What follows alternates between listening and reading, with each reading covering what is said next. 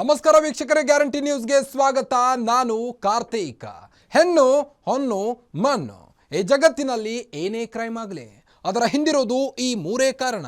ಅಪರಾಧ ಮಾಡುವಾಗ ಪಾಪಿಗಳ ಮನಸ್ಸಲ್ಲಿ ದುರಾಸೆ, ಮೋಹ, ಆಕ್ರೋಶ, ಕಾಮ, ಹೀಗೆ ಏನಿರುತ್ತೋ ಏನೋ. ಆಗಬಾರ್ದು ಆಗಿ ಸಿಕ್ಕಿಬಿದ್ದ ಮೇಲೆ ಪ್ರತಿಯೊಬ್ಬ ಅಪರಾಧಿಗೂ ಅನ್ನಿಸೋದು ಮನಸ್ಸಿನಲ್ಲಿ ಕಾಡೋ ಮೊದಲ ಮತ್ತು ಕೊನೆಯ ಪ್ರಶ್ನೆ ಒಂದೇ, ಇದೆಲ್ಲ ಬೇಕಿತ್ತ? ಇದೇ ಹೊತ್ತಿನ ವಿಶೇಷ ಆಪರೇಷನ್ ಯೋಗ ಗುರು.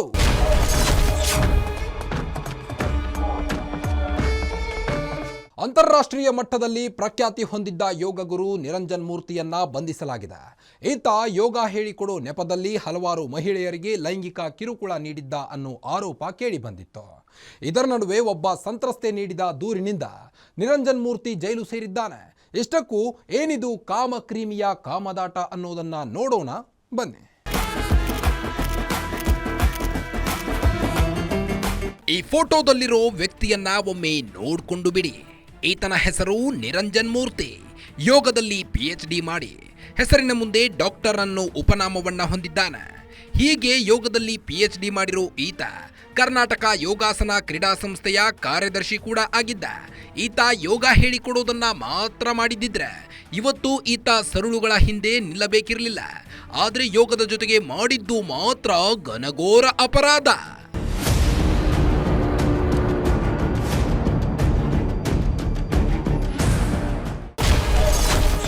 ಪೋಕ್ಸೋ ಕಾಯ್ದೆಯಡಿ ನಿರಂಜನ್ ಮೂರ್ತಿ ಬಂಧನ.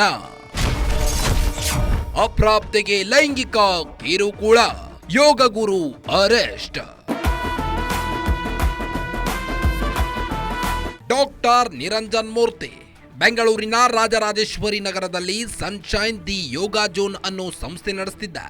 ಜೊತೆಗೆ ಈತ KYSA ಕಾರ್ಯದರ್ಶಿ ಕೂಡ ಆಗಿದ್ದ. ನಿರಂಜನ್ ಮೂರ್ತಿ KYSA ಕಾರ್ಯದರ್ಶಿಯಾಗಿದ್ದ ವೇಳೆ ಅಂದ್ರೆ 2019ರಲ್ಲಿ ಸಂತ್ರಸ್ತೆಯ ಪರಿಚಯವಾಗಿತ್ತಂತೆ. ಬಳಿಕ 2021ರಿಂದ ಸಂತ್ರಸ್ತೆಗೆ ಈತ ಯೋಗ ಹೇಳಿಕೊಡಲು ಶುರು ಮಾಡಿದ್ದ. ಸಂತ್ರಸ್ತೆಗೆ 17 ವರ್ಷ ಆಗಿದ್ದಾಗ ಮೊದಲ ಬಾರಿ ಆಕೆಗೆ ಲೈಂಗಿಕ ಕಿರುಕುಳ ನೀಡಿದ್ದಂತೆ. ಹೀಗಾಗಿ ಸಂತ್ರಸ್ತೆ ದೂರು ನೀಡಿದ ಬಳಿಕ ರಾಜರಾಜೇಶ್ವರಿ ನಗರ ಪೊಲೀಸರು ಈತನ ವಿರುದ್ಧ ಪೋಕ್ಸೋ ಕಾಯ್ದೆಯಡಿ ಕೇಸ್ ದಾಖಲಿಸಿ ನಿರಂಜನ್ ಮೂರ್ತಿಯನ್ನ ಬಂಧಿಸಿದ್ದಾರೆ.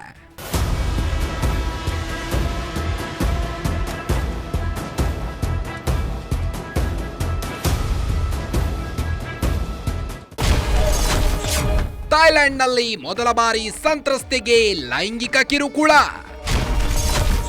ಯೋಗಾಸನ ಸ್ಪರ್ಧೆಗೆ ಕರೆದೊಯ್ದಿದ್ದ, ಕಿರುಕುಳ ಕೊಟ್ಟಿದ್ದ. 2021ರಿಂದ ಸಂತ್ರಸ್ತೆ ನಿರಂಜನ್ ಮೂರ್ತಿ ಬಳಿ ಯೋಗ ಕಲಿಯಲು ಆರಂಭಿಸಿದ್ಲು. ಯೋಗಾಸನವನ್ನ ವೃತ್ತಿಯಾಗಿ ಸ್ವೀಕರಿಸಲು ಆಕೆಯೇ ನಿರ್ಧರಿಸಿದ್ಲು. ಆರಂಭದಲ್ಲಿ ಎಲ್ಲವೂ ಸರಿಯಾಗೇ ಇತ್ತು. ಆದರೆ ಯಾವಾಗ ಥೈಲ್ಯಾಂಡ್ಗೆ ಅಂತಾರಾಷ್ಟ್ರೀಯ ಮಟ್ಟದ ಯೋಗಾಸನ ಸ್ಪರ್ಧೆಯಲ್ಲಿ ಪಾಲ್ಗೊಳ್ಳಲು ಸಂತ್ರಸ್ತೆಯನ್ನ ಕರೆದೊಯ್ದ್ನೋ, ಅಲ್ಲಿಂದ ಮುಂದೆ ಸಂತ್ರಸ್ತೆಗೆ ಲೈಂಗಿಕ ಕಿರುಕುಳ ನೀಡಲು ಆರಂಭಿಸಿದ್ದಂತೆ. ಆಕೆಗೆ ಅವಾರ್ಡ್ ಕೊಡಿಸುವ ಆಮಿಷವಡ್ಡಿ ಮತ್ತು ಸರ್ಕಾರಿ ಕೆಲಸ ಕೊಡಿಸೋ ನೆಪದಲ್ಲಿ ಆಕೆಯನ್ನ ಲೈಂಗಿಕವಾಗಿ ಬಳಸಿಕೊಳ್ಳೋಕೆ ಪ್ರಯತ್ನಿಸಿದ್ದಂತೆ. ನಿರಂಜನ್ ಮೂರ್ತಿ ಕಾಟ ತಾಳಲಾಗದೆ ಯೋಗಾಸನಕ್ಕೆ ಬಾಯ್ ಬಾಯ್. 2023ರಲ್ಲಿ ಯೋಗಾಸನ ಸ್ಪರ್ಧೆಯಲ್ಲಿ ಭಾಗವಹಿಸಲು ಥೈಲ್ಯಾಂಡ್ಗೆ ಹೋದಾಗ ಸಂತ್ರಸ್ತೆ ಮೇಲೆ ಲೈಂಗಿಕ ದೌರ್ಜನ್ಯ ಎಸಗಿದ್ದ. ನಿರಂಜನ್ ಮೂರ್ತಿಯ ಲೈಂಗಿಕ ಕಿರುಕುಳದಿಂದ ಬೇಸತ್ತಿದ್ದ ಯುವತೆ 2023ರಲ್ಲಿ ವೃತ್ತಿಪರ ಯೋಗಾಸನವನ್ನ ತೋರಿದ್ಲಂತೆ. ಯೋಗಾಸನವೂ ಬೇಡ, ಯಾವುದೂ ಬೇಡ ಅಂತ ನಿರ್ಧರಿಸಿದ್ದ ಸಂತ್ರಸ್ತೆ ತನ್ನ ಪಾಡಿಗೆ ತಾನಿರಲು ನಿರ್ಧರಿಸಿ ಯೋಗಾಸನಕ್ಕೆ ಗುಡ್ ಬೈ ಹೇಳಿದ್ಲಂತೆ.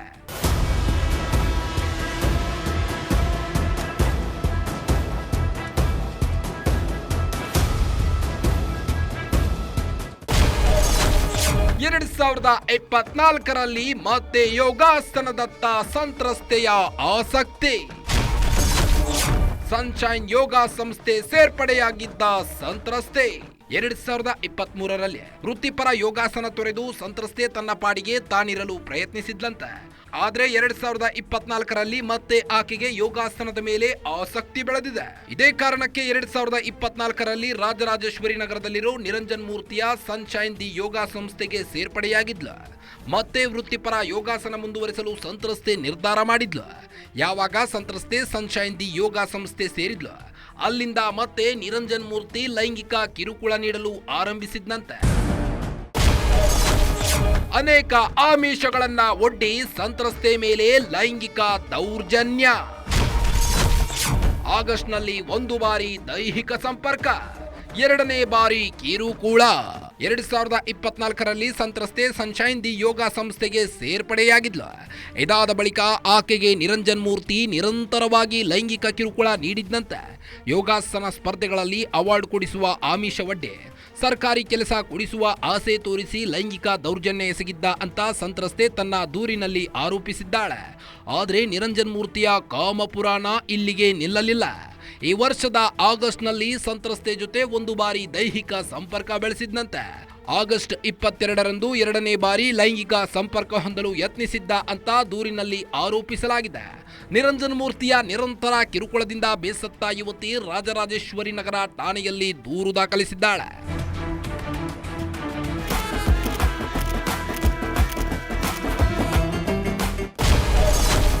ಪೊಲೀಸರ ಪ್ರಾಥಮಿಕ ತನಿಖೆಯಲ್ಲಿ ಆರೋಪ ಸಾಬೀತು. ನಿರಂಜನ್ ಮೂರ್ತಿಗೆ ಕೋರ್ಟ್ನಿಂದಲೂ ಸಿಗಲ್ಲ ರಿಲೀಫ್. ನಿರಂಜನ್ ಮೂರ್ತಿ ನಿರಂತರವಾಗಿ ಲೈಂಗಿಕ ಕಿರುಕುಳ ನೀಡುವುದನ್ನ ತಾಳಲಾರದೆ ಆಗಸ್ಟ್ 30ರಂದು ಸಂತ್ರಸ್ತೆ ಪೊಲೀಸರಿಗೆ ದೂರು ನೀಡಿದ್ಲು.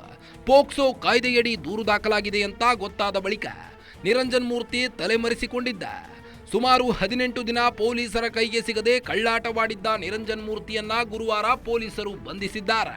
ಪೋಕ್ಸೋ ಕಾಯ್ದೆಯಡಿ ಕೇಸ್ ದಾಖಲು ಮಾಡಿರುವುದರಿಂದ ನಿರಂಜನ್ ಮೂರ್ತಿಗೆ ಸುಲಭವಾಗಿ ಜಾಮೀನು ಸಿಗಲ್ಲ ಅಂತ ಕಾನೂನು ತಜ್ಞರು ಅಭಿಪ್ರಾಯ ವ್ಯಕ್ತಪಡಿಸಿದ್ದಾರೆ. ಈ ಹಿಂದೆ ಪಾಂಡಿಚೇರಿಯಲ್ಲೂ ಮೂರ್ತಿ ವಿರುದ್ಧ ಕೇಸ್. ಪ್ರಭಾವ ಬಳಸಿ ಪೊಲೀಸರಿಂದ ತಪ್ಪಿಸಿಕೊಂಡಿದ್ದ ಕಾಮುಕ. ನಿರಂಜನ್ ಮೂರ್ತಿ ವಿರುದ್ಧ ಇದೇ ಮೊದಲ ಬಾರಿಗೆ ಲೈಂಗಿಕ ಕಿರುಕುಳ ಕೇಸ್ ದಾಖಲಾಗಿಲ್ಲ.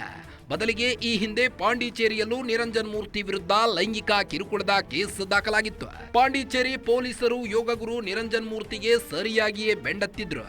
ಬಳಿಕ ತನಗಿದ್ದ ಪ್ರಭಾವ ಬಳಸಿ ಆತ ಆ ಕೇಸ್ನಿಂದ ತಪ್ಪಿಸಿಕೊಂಡಿದ್ದ ಅಂತ ಗೊತ್ತಾಗಿದೆ. ಅಲ್ಲದೆ ಈತ ಕೇವಲ ಒಬ್ಬಾಕೆಗೆ ಮಾತ್ರ ಲೈಂಗಿಕ ಕಿರುಕುಳ ನೀಡಿಲ್ಲ, ಬದಲಿಗೆ ಹಲವಾರು ಮಹಿಳೆಯರಿಗೆ ಲೈಂಗಿಕ ಕಿರುಕುಳ ನೀಡಿದ್ದಾನೆ ಅಂತ ಪೊಲೀಸರು ಹೇಳಿದ್ದು. ಈತನಿಂದ ಲೈಂಗಿಕ ದೌರ್ಜನ್ಯಕ್ಕೆ ಗುರಿಯಾಗಿರುವವರು ಧೈರ್ಯವಾಗಿ ಬಂದು ದೂರು ಕೊಡಿ ಅಂತ ಪೊಲೀಸರು ಕೂಡ ಮನವಿ ಮಾಡಿದ್ದಾರೆ.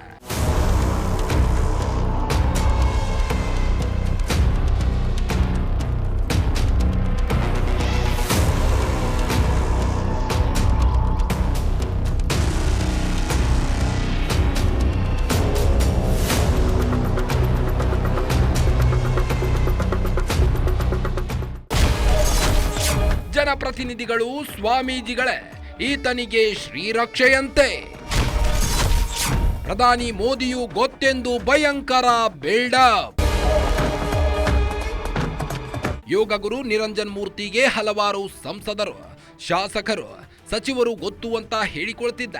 ಅಲ್ಲದೆ KYSA ಕಾರ್ಯದರ್ಶಿಯಾಗಿದ್ದ ಕಾರಣಕ್ಕೆ ಅವರೆಲ್ಲ ಗೊತ್ತಿರಬಹುದು ಅಂತ ಎಲ್ಲರೂ ನಂಬಿದ್ರು. ಜೊತೆಗೆ ಪ್ರಭಾವಿ ಸ್ವಾಮೀಜಿಗಳ ಪರಿಚಯ ಕೂಡ ಈತನಿಗಿತ್ತು ಅಂತ ಗೊತ್ತಾಗಿದೆ.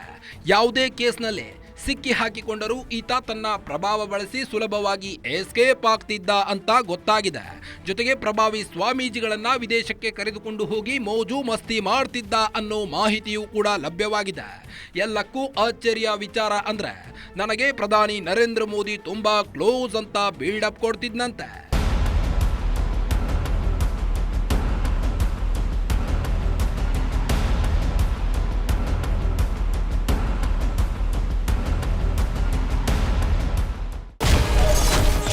ಯೋಗದ ಹೆಸರಲ್ಲಿ ಲಕ್ಷ ರೂಪಾಯಿ ದೇಣಿಗೆ ಕಲೆಕ್ಟ್. ಚೀನಾದಲ್ಲೂ ಯೋಗ ಕೇಂದ್ರ ಆರಂಭಿಸಲು ಮಾಡಿದ್ದ ಸಿದ್ಧತೆ. ಈ ನಿರಂಜನ್ ಮೂರ್ತಿ ಯೋಗದಲ್ಲಿ ಮಾತ್ರವೇ PhD ಮಾಡಿಲ್ಲ, ಯೋಗದ ಹೆಸರಲ್ಲಿ ಹೇಗೆ ಹಣ ಎತ್ತಬೇಕು ಅನ್ನೋದರಲ್ಲಿ PhD ಮಾಡಿದ್ದಾನೆ. ಯಾಕಂದ್ರೆ ಈತ ಯೋಗ ಸ್ಪರ್ಧೆಗಳನ್ನ ಆಯೋಜನೆ ಮಾಡ್ತೀನಿ ಅಂತ ಲಕ್ಷ ರೂಪಾಯಿ ದೇಣಿಗೆ ಸಂಗ್ರಹ ಮಾಡಿ ಐಷಾರಾಮಿ ಜೀವನ ನಡೆಸುತ್ತಿದ್ದಾನೆ. ಭಾರತದಲ್ಲಿ ಯೋಗ ಕೇಂದ್ರ ಸಾಲದು ಅಂತ ಚೀನಾದಲ್ಲೂ ಯೋಗ ಕೇಂದ್ರ ಆರಂಭಿಸಲು ಸಿದ್ಧತೆ ಮಾಡಿದ್ದ ಅನ್ನೋ ಮಾಹಿತಿಯೂ ಕೂಡ ಲಭ್ಯವಾಗಿದೆ. ಇದೆಲ್ಲದರ ನಡುವೆ ಲೈಂಗಿಕ ಕಿರುಕುಳ ಪ್ರಕರಣದಲ್ಲಿ ನಿರಂಜನ್ ಮೂರ್ತಿ ಜೈಲಲ್ಲಿ ಮುದ್ದೆ ಮುರಿತಾ ಇದ್ದಾನೆ.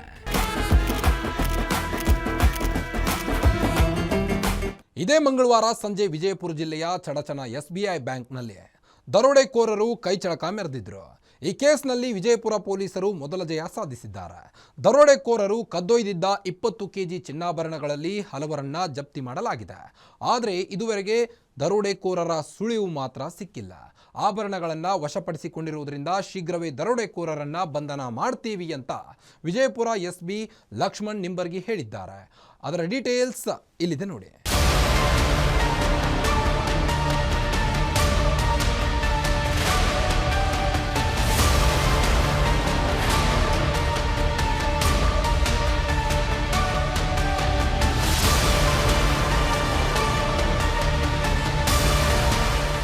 ಮನೆಯ ಮೇಲ್ಛಾವಣಿಯಿಂದ ಬ್ಯಾಗ್ ಇಳಿಸ್ತಿರೋ ಪೊಲೀಸರು, ದರೋಡೆ ಮಾಡಿ ಪರಾರಿಯಾಗುವ ವೇಳೆ ಗ್ರಾಮಸ್ಥರಿಗೆ ಗುದ್ದಿ ನಿಂತಿರೋ ಕಾರು, ತಮಗೆ ಸಿಕ್ಕ ಹಣ ಮತ್ತು ಒಡವೆಗಳನ್ನು ಪೊಲೀಸರಿಗೆ ಹಸ್ತಾಂತರಿಸ್ತಿರೋ ಗ್ರಾಮಸ್ಥರು. ಈ ದೃಶ್ಯಗಳು ಕಂಡು ಬಂದಿದ್ದು ಮಹಾರಾಷ್ಟ್ರದ ಸೊಲ್ಲಾಪುರ ಜಿಲ್ಲೆಯ ಹುಲಜಂತಿ ಗ್ರಾಮದಲ್ಲೇ.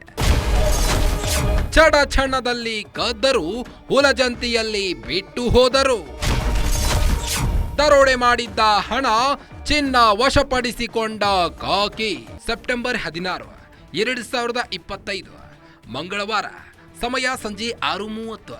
ವಿಜಯಪುರ ಜಿಲ್ಲೆಯ ಚಡಚನಪಟ್ಟಣದಲ್ಲಿರುವ SBI ಬ್ಯಾಂಕ್ನಲ್ಲಿ ಮೂವರು ದರೋಡೆಕೋರರು 20 ಕೆಜಿ ಚಿನ್ನ, 1 ಕೋಟಿ ರೂಪಾಯಿ ನಗದು ದರೋಡೆ ಮಾಡಿ ಪರಾರಿಯಾಗಿದ್ರು. ವಿಷಯ ತಿಳಿಯುತ್ತಿದ್ದಂತೆ ಚಡಚನಪಟ್ಟಣದ ಜನ ಬ್ಯಾಂಕ್ ಮುಂದೆ ಜಮಾಯಿಸಿದ್ರು. ಜೊತೆಗೆ ಪೊಲೀಸರು ಬಂದು ಬ್ಯಾಂಕ್ನಲ್ಲಿ ಮಹಜರು ಮಾಡ್ತಿದ್ರು. ವಿಷಯ ತಿಳಿದ ವಿಜಯಪುರ ಜಿಲ್ಲಾ ಎಸ್ಪಿ ಲಕ್ಷ್ಮಣ್ ನಿಂಬರ್ಗಿ ಸ್ಥಳಕ್ಕೆ ಧಾವಿಸಿದ್ರು. ಅಲ್ಲದೆ ದರೋಡೆಕೋರರನ್ನ ಬಂಧಿಸಲು 8 ತಂಡಗಳನ್ನ ರಚನೆ ಮಾಡಿ ಪೊಲೀಸರು ಅಖಾಡಕ್ಕೆ ಇಳಿದಿದ್ರು. ಚಡಚಣದ SBI ಬ್ಯಾಂಕ್ನಲ್ಲಿ ದರೋಡೆ ಮಾಡಿದ ಬಳಿಕ ದರೋಡೆಕೋರರು ಮಹಾರಾಷ್ಟ್ರದ ಪಂಡ್ರಾಪುರದ ಕಡೆ ಹೋಗ್ತಿದ್ರು. ಈ ವೇಳೆ ಮಹಾರಾಷ್ಟ್ರದ ಸೊಲ್ಲಾಪುರ ಜಿಲ್ಲೆಯ ಹುಲಜಂತಿ ಗ್ರಾಮದ ಬಳಿ ದರೋಡೆಕೋರರು ಒಂದು ಬೈಕ್ಗೆ ಡಿಕ್ಕಿ ಹೊಡೆದಿದ್ರು.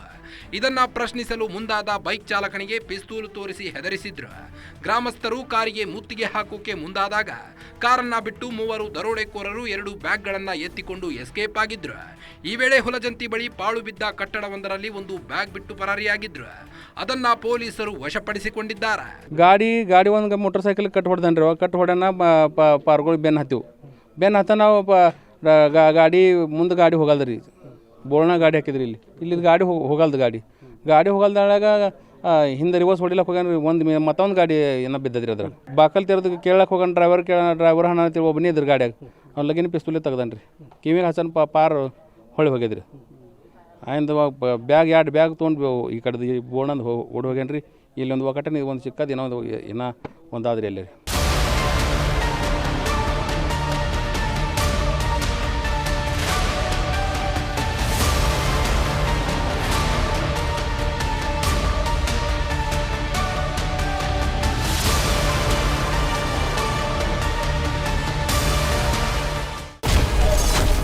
ಕದ್ದ ಮಾಲು ಎಂದು ಗೊತ್ತಾಗಿ ವಾಪಸ್ ಕೊಟ್ಟ ಗ್ರಾಮಸ್ಥರು. ಮುಖಂಡರ ಮೂಲಕ ಚಿನ್ನ ವಾಪಸ್ಗೆ ಗ್ರಾಮಸ್ಥರಿಗೆ ಮನವಿ. ದರೋಡೆಕೋರರು ಅಪಘಾತ ಮಾಡಿದ ಬಳಿಕ ಕಾರನ್ನ ಬಿಟ್ಟು ಹೋಗಿದ್ದಾರೆ. ಈ ವೇಳೆ ಹುಲಜಂತಿಯ ಗ್ರಾಮಸ್ಥರು ಕಾರ್ನಲ್ಲಿದ್ದ ಚಿನ್ನ, ಹಣವನ್ನ ತೆಗೆದುಕೊಂಡು ಹೋಗಿದ್ರು. ಯಾವಾಗ ಇದು ದರೋಡೆಕೋರರು ಕದ್ದಿರೋ ಮಾಲು ಅಂತ ಗ್ರಾಮಸ್ಥರಿಗೆ ಗೊತ್ತಾಯಿತು, ಅಲ್ಲಿಗೆ ಗ್ರಾಮಸ್ಥರು ಸ್ವಯಂ ಪ್ರೇರಿತರಾಗಿ ಕದ್ದ ಮಾಲನ್ನ ವಾಪಸ್ ನೀಡಿದ್ದಾರೆ. ಅಲ್ಲದೆ ಪೊಲೀಸರು ಕೂಡ ಗ್ರಾಮದ ಮುಖಂಡರ ಮೂಲಕ ಚಿನ್ನ ವಾಪಸ್ ನೀಡಲು ಗ್ರಾಮಸ್ಥರಿಗೆ ಮನವಿ ಮಾಡಿದ್ದಾರೆ. ಇದಕ್ಕೆ ಸ್ಪಂದಿಸಿರೋ ಗ್ರಾಮಸ್ಥರು ತಾವು ತೆಗೆದುಕೊಂಡು ಹೋಗಿದ್ದ ಚಿನ್ನ ವಾಪಸ್ ನೀಡಿದ್ದಾರೆ. ಚಡಚಣ ಬ್ಯಾಂಕ್ ದರೋಡೆಯ ನಂತರದಲ್ಲಿ ಏನು ದರೋಡೆಕೋರರು ಅಲ್ಲಿಂದ ಪರಾರಿ ಆಗ್ತಾರೆ. ಅಲ್ಲಿಂದ ಬಂದು ಮಹಾರಾಷ್ಟ್ರದ ಸೊಲ್ಲಾಪುರ ಜಿಲ್ಲೆಯ ಒಂದು ಹುಲ್ಜಂತಿ ಗ್ರಾಮದಲ್ಲಿ ಆ ಒಂದು ವಾಹನ ಅಪಘಾತ ಆಗ್ತದೆ. ಆ ನಂತರದಲ್ಲಿ ಗ್ರಾಮದಲ್ಲಿ ಸಾಕಷ್ಟು ಕೋಲಾಹಲವನ್ನೇ ಸೃಷ್ಟಿ ಮಾಡಿರುವಂಥ ದರೋಡೆಕೋರರು ಬ್ಯಾಗನ್ನು ಒಂದು ಮನೆಯ ಮೇಲೆ ಎಸೆದು ಹೋಗಿದ್ದರು. ಅದರ ಜೊತೆಗೇ ಗ್ರಾಮಸ್ಥರು ಕೆಲವಷ್ಟು ಜನ ಅಲ್ಲಿದ್ದಂಥ ದುಡ್ಡು ಮತ್ತು ಚಿನ್ನವನ್ನು ಕಾರಿನಿಂದ ತಗೊಂಡು ಹೋಗಿದ್ರು. ಆದರೆ ಈಗ ಪ್ರಾಮಾಣಿಕವಾಗಿ ಅಲ್ಲಿನ ಏನು ಚಿನ್ನ ಮತ್ತು ನಗದು ಇತ್ತು ಅದನ್ನು ಒಂದುಗೂಡಿಸಿ ಮತ್ತು ಅದನ್ನು ಪೊಲೀಸರಿಗೆ ಒಪ್ಪಿಸುವಂಥ ಕೆಲಸವನ್ನು ಇಲ್ಲಿನ ಗ್ರಾಮಸ್ಥರು ಮಾಡ್ತಾ ಇದ್ದಾರೆ. ಬನ್ನಿ ನಮ್ಮ ಜೊತೆಗೆ ಇರುವಂಥವ್ರನ್ನ ಮಾತನಾಡ್ಸೋಣ. ಏನಾಯಿತು ಅವತ್ತು ಘಟನೆ ನಡೆದ ದಿನ ಏನಾಯಿತು, ಮತ್ತು ಈಗ ಏನು ತಾವು ಹಣ ಕಲೆಕ್ಟ್ ಮಾಡ್ತಾ ಇದ್ದೀರಿ, ಚಿನ್ನ ಕಲೆಕ್ಟ್ ಮಾಡ್ತಾ ಇದ್ದಾರೆ, ಅದು ಏನು ಅಂತ? ಹಣ ಏನು ಬಿದ್ದಿತ್ತಲ್ಲ ರೀ ಅದನ್ನ ಗಾಡಿಯಾಗ, ಅದು ಆಯ್ತು ಯಾರು ಮಂದಿ ಲೋಬಕ್ಕೆ ಬಿದ್ದು ಯಾರು ತೊಗೊಂಡ್ರೆ ಅವರಿಗೆಲ್ಲ ನಮ್ಮ CP ಸಾಹೇಬರು SP ಸಾಹೇಬರು ಆಹ್ವಾನ ಮಾಡ್ಯಾರ್ರಿ. ಅವರು ಎಲ್ಲರಿಗೂ ನಾವು ಹೇಳಿದೆವು, ಅವರು ತಂದು ಕೊಡ್ಲತ್ತಾರ ರೀ. ಅದೆಲ್ಲ ನಾವು ಕಲೆಕ್ಟ್ ಮಾಡಿ ಕಿಶನ್ ಕೊಟ್ಬಿಡ್ತೀವಿ ರೀ ಸರ್. ಈಗ ಎಷ್ಟು ದುಡ್ಡು ಕಲೆಕ್ಟ್ ಆಗಿದೆ ಮತ್ತು ಏನು ಚಿನ್ನಾಭರಣ ಪತ್ತೆ ಆಗಿದೆ, ಏನೇನಾಗಿದೆ? ಒಂದು ಲಾಕೆಟ್ ಸಿಕ್ಕದ್ರಿ 2.5 ಲಕ್ಷ ರೂಪಾಯಿ, ಅಂದ್ರೆ 2.5 ಲಕ್ಷ ರೂಪಾಯಿ ಸಿಕ್ಕದ್ರಿ. ಈಗ ಬೇರೆದವ್ರಿಗೆ ಏನು ಮತ್ತು ಈಗ ಗ್ರಾಮಸ್ಥರಲ್ಲಿ ಮನವಿ ಮಾಡಿದ್ದೀರಿ, ಡಂಗರ ಸಾರಿದ್ದೀರಿ, ಮತ್ತು ಜನ ತಂದು ಕೊಡ್ತಾ ಇದ್ದಾರೆ ಅಥವಾ ಏನಂತ? ಹಾಂ, ಎಲ್ಲ ತಂದು ಕೊಡ್ತೀನಿ ಅಂದ್ರೆ ಅದೇನು ದುಡ್ಡು ನಮ್ದಿಲ್ಲ, ನಾವು ತಂದು ಕೊಡ್ತೀವಿ ಹಿಂಗೆ ಹೇಳ್ಯಾರ ಎಲ್ಲರೂ. ಅವನ್ ಮಾಡಿದೀವಿ, ಅವರೆಲ್ಲ ತಂದು ಕೊಡ್ಲತ್ತಾರ. ಈಗ ಕಲೆಕ್ಟ್ ಆಗುವಂಥ ದುಡ್ಡು ಮತ್ತು ಚಿನ್ನವನ್ನು ಈಗ ಏನು ಮಾಡೋರು, ಯಾರಿಗೆ ಕೊಡೋರು ಅಂತ?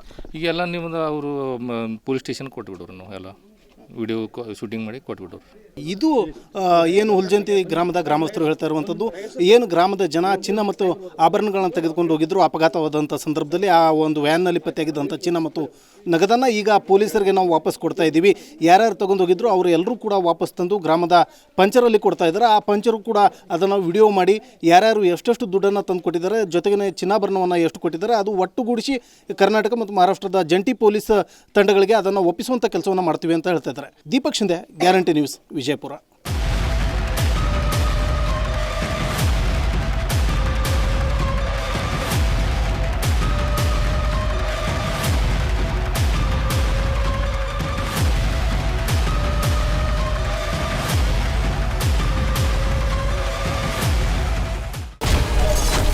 ಕದ್ದ ಕಾರಿನಲ್ಲಿ ಬಂದು ದರೋಡೆ ಮಾಡಿದ್ದ ಕಿರಾತಕರು. ಮಹಾರಾಷ್ಟ್ರ ಕಾರು ಕಳ್ಳತನ, ಕರ್ನಾಟಕದಲ್ಲಿ ದರೋಡೆ. ವಿಜಯಪುರ ಜಿಲ್ಲೆ ಚಡಚನಪಟ್ಟಣ ಅಂತಾರಾಜ್ಯ ಗಡಿಯಿಂದ ಕೇವಲ 15 ಕಿಲೋಮೀಟರ್ ದೂರದಲ್ಲಿದೆ. ಹೀಗಾಗಿ ಚಡಚನದಲ್ಲಿ ದರೋಡೆ ಮಾಡಿದ ಕಿರಾತಕರು ಮಹಾರಾಷ್ಟ್ರಕ್ಕೆ ಎಸ್ಕೇಪ್ ಆಗಿದ್ದಾರೆ. ಈ ಮೂಲಕ ಕರ್ನಾಟಕ ಪೊಲೀಸರಿಗೆ ಚಳ್ಳೆ ಹಣ್ಣು ತಿನ್ನಿಸಲು ಯತ್ನಿಸಿದ್ದಾರೆ. ಆದರೆ ದರೋಡೆಕೋರರು ಅದೊಂದು ದೊಡ್ಡ ತಪ್ಪು ಮಾಡಿದ್ದಾರೆ.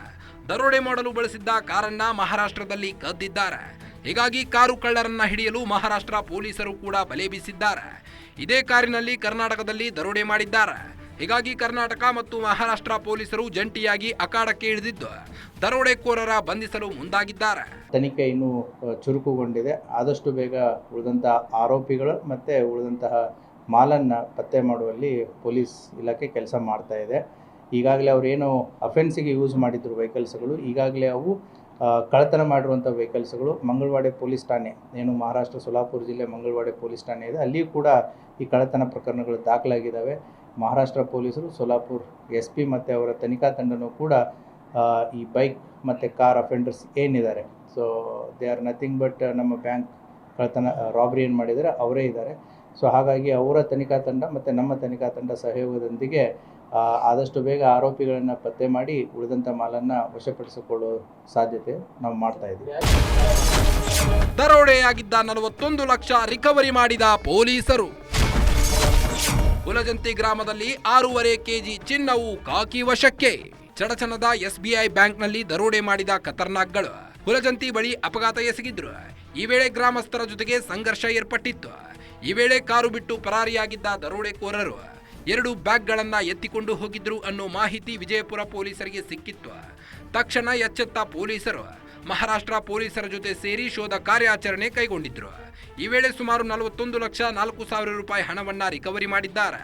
ಅಲ್ಲದೆ ಹುಲಜಂತಿ ಗ್ರಾಮದ ಪಾಳು ಬಿದ್ದ ಮನೆ ಮೇಲೆ ಬಿದ್ದಿದ್ದ ಬ್ಯಾಗ್ನಿಂದ ಸುಮಾರು 6.5 ಕೆಜಿ ಚಿನ್ನ ವಶಕ್ಕೆ ಪಡೆದಿದ್ದೇವೆ ಅಂತ ವಿಜಯಪುರ SP ಲಕ್ಷ್ಮಣ್ ನಿಂಬರ್ಗಿ ಮಾಹಿತಿ ನೀಡಿದ್ದಾರೆ. ಹುಲಜಂತಿ ಗ್ರಾಮದಲ್ಲಿ ಆ ವೆಹಿಕಲ್ ಹೋಗ್ಬೇಕಾದ್ರೆ ಇಲ್ಲಿ ಲೋಕಲ್ ವಿಲೇಜರ್ಸ್ ಜೊತೆಗೆ ಆಕ್ಸಿಡೆಂಟ್ ಆಗಿ ಜಗಳ ಮಾಡಿ ಅಲ್ಲಿ ಆರ್ಗ್ಯುಮೆಂಟ್ ಆಗಿತ್ತು. ಆ ಹಿನ್ನೆಲೆಯಲ್ಲಿ ಆ ವ್ಯಕ್ತಿ ಅಲ್ಲಿದ್ದಂಥ ಜನರಿಗೂ ಕೂಡ ಹೆದರಿಸಿ ಆ ವಸ್ತುಗಳನ್ನ ತೆಗೆದುಕೊಂಡು ಹೋಗಿದ್ದ ಅನ್ನುವಂಥ ಒಂದು ನಮಗೆ ಮಾಹಿತಿ ಆಧಾರದ ಮೇಲೆ ಅಲ್ಲಿ ಹೋಗಿ ನೋಡಿದಾಗ ಆ ವೆಹಿಕಲ್ದಲ್ಲಿನೂ ಕೂಡ ನಮಗೆ ಕೆಲವೊಂದಿಷ್ಟು ಗೋಲ್ಡ್ ಪ್ಯಾಕೆಟ್ಸು ಮತ್ತು ದುಡ್ಡು ಕೂಡ ಸಿಕ್ಕಿತ್ತು. ಸೊ ಆ 21 ಗೋಲ್ಡ್ ಪ್ಯಾಕೆಟ್ಸು ಮತ್ತು ಸುಮಾರು 1,03,000 ಕ್ಯಾಶ್ ಸಿಕ್ಕಿತ್ತು. ಆ ಹಿನ್ನೆಲೆಯಲ್ಲಿ ನಾವು ತನಿಖೆಯನ್ನು ಮತ್ತಿಷ್ಟು ತೀವ್ರವಾಗಿ ಗೊಳಿಸ್ತೀವಿ.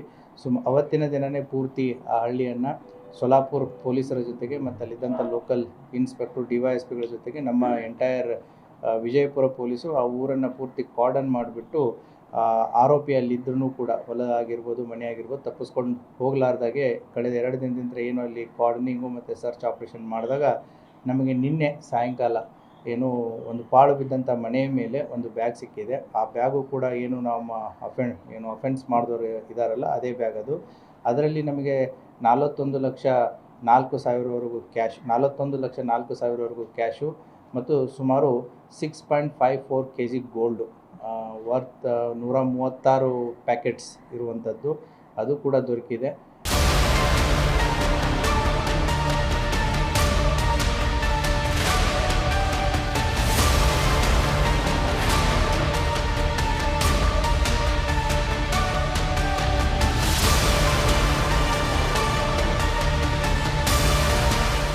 ಒಟ್ಟಾರೆಯಾಗಿ ಚಡಚಣದ SBI ಬ್ಯಾಂಕ್ನಲ್ಲಿ ದರೋಡೆಯಾಗಿದೆ. ದರೋಡೆಕೋರರು ಸುಮಾರು 20 ಕೆಜಿ ಚಿನ್ನ, 1 ಕೋಟಿ ರೂಪಾಯಿ ನಗದು ದೋಚಿ ಪರಾರಿಯಾಗಿದ್ದಾರೆ ಅಂತ ಗೊತ್ತಾಗಿತ್ತು. ಈ ವಿಚಾರ ಗೊತ್ತಾಗ್ತಿದ್ದಂತೆ ಬ್ಯಾಂಕ್ನಲ್ಲಿ ಚಿನ್ನ ಇಟ್ಟಿದ್ದ ಗ್ರಾಹಕರು ಕಂಗಾಲಾಗಿದ್ರು. ಕಷ್ಟಪಟ್ಟು ಸಂಪಾದಿಸಿದ್ದ ಚಿನ್ನ ದರೋಡೆಕೋರರ ಪಾಲಾಯಿತು ಅಂತ ತಲೆ ಮೇಲೆ ಕೈ ಹೊತ್ತು ಕುಳಿತಿದ್ರು. ಸದ್ಯಕ್ಕೆ 6.5 ಕೆಜಿ ಚಿನ್ನ ಪತ್ತೆಯಾಗಿರುವುದರಿಂದ ಗ್ರಾಹಕರು ನಿಟ್ಟುಸಿರು ಬಿಟ್ಟಿದ್ದು. ಆದಷ್ಟು ಬೇಗ ಉಳಿದ ಚಿನ್ನವನ್ನ ರಿಕವರಿ ಮಾಡಲಿ ಅಂತ ಆಗ್ರಹಿಸಿದ್ದಾರೆ. ಇದಾಗಿತ್ತು ಈ ಹೊತ್ತಿನ ವಿಶೇಷ. ನೋಡ್ತಾ ಇರಿ ಗ್ಯಾರಂಟಿ ನ್ಯೂಸ್, ಸುದ್ದಿ ಖಚಿತ, ನ್ಯಾಯ ನಿಶ್ಚಿತ.